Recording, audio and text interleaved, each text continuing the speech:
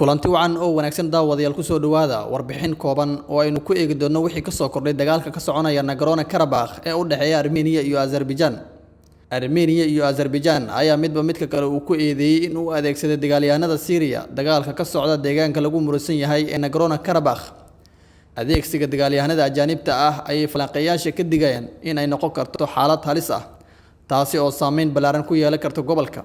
safiirka Armenia u fadhiya Moscow ee Ferdinand Tokyan ayaa isniintii ku eedeeyay Turkiga inay 4,000 oo dagaalyahanada reer Suuriya ah uu ka soo diray waqooyiga Syria si ay u xoojiyaan ciidamada Azari ee doonaya in ay dib u qabsadaan deegaanka Nagorno-Karabakh. Daraasiin ayaa ku dhimatay boqolaal kalena waa ay ku dhaawacmeen tan iyo markii uu dagaalka qarxay Axadii. Dhulka la isku haysto ayaa ku yaal gudaha Azerbaijan, laakiin waxa ku nool qowmiyad Armani ah oo xukunka ku qabsaday dagaal dhiig uu ku daatay sanadii 1990-meeyadii. Ruushka taariikh ahaan xulufo ayuu leeyahay Armenia waxa uu ku leeyahay saldhigyo military, laakiin waxa uu isku dayay inuu xiriir wanaagsan la yeesho Azerbaijan. Ruushku waxa uu labada dal ka iibiyo hub iyo saanad military. Azerbaijan waxa ay saaxiib muhiim ah la tahay Turkiga, iyadoo madaxweyne Rajab Tayyip Erdogan uu si xooggan u taageerayo dadaalka Baku ay ugu jirto dib u qabsashada Nagorno-Karabakh. Azerbaijan ayaa iska fogeysay eedeymaha Armenia ee ku aadan adeegsiga dagaalyahanada Suuriya. Hikmat Hajiyev oo ah la taliyaha madaxweynaha ahna madaxa waaxda arrimaha dibadda ee Azerbaijan ayaa yiri waxaan u tixgelinaynaa sheegashooyinkaasi in ay yihiin kuwo aan dhameystiran iyo in ay macluumaadkaasi asal iyo raad lahayn.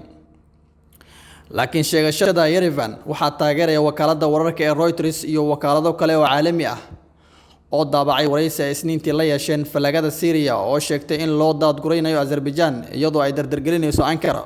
Mid ka mid ah falagada oo ay wareysatay wakaaladda wararka ee Reuters ayaa u sheegay in ku dhawaad 1,000 dagaalyahano Suuriyaan ah hore loogu diray Azerbaijan.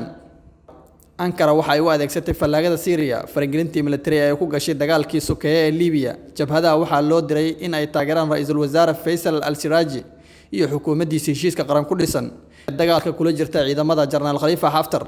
dhanka kale golaha amniga ee qaramada midoobay ayaa la filayaa in uu ka hadlo dagaalka sii kordhaya ee ka socda gobolka gooni-ugooska ah ee Nagorno-Karabakh. Shir albaabada ay u xiran yihiin ayaa waxaa codsaday 5 wadan oo Yurub ah: Britain, Belgium, Estonia, France iyo Germany, iyadoo dagaalkii u dhaxeeyay Armenia iyo Azerbaijan oo isniintii sii xogeystay. Afhayeen u hadlayay xukayaha guud ee qaramada midoobay ayaa sheegay in Antonio Guterres uu la hadlay labada mas'uul Ilham Aliyev ee Azerbaijan iyo ra'iisul wasaaraha Armenia ee Nicole Pashinyan. waxa uu ugu yeeray in si degdeg ah loo joojiyo dagaalka, xiisadahana la dijiyo lana soo celiyo wadahadaladii micnaha lahaa iyadoo aan wax shuruud ah ama dib u dhac aan lagu sameyn, sida ay qortay wakaaladda wararka ee AP.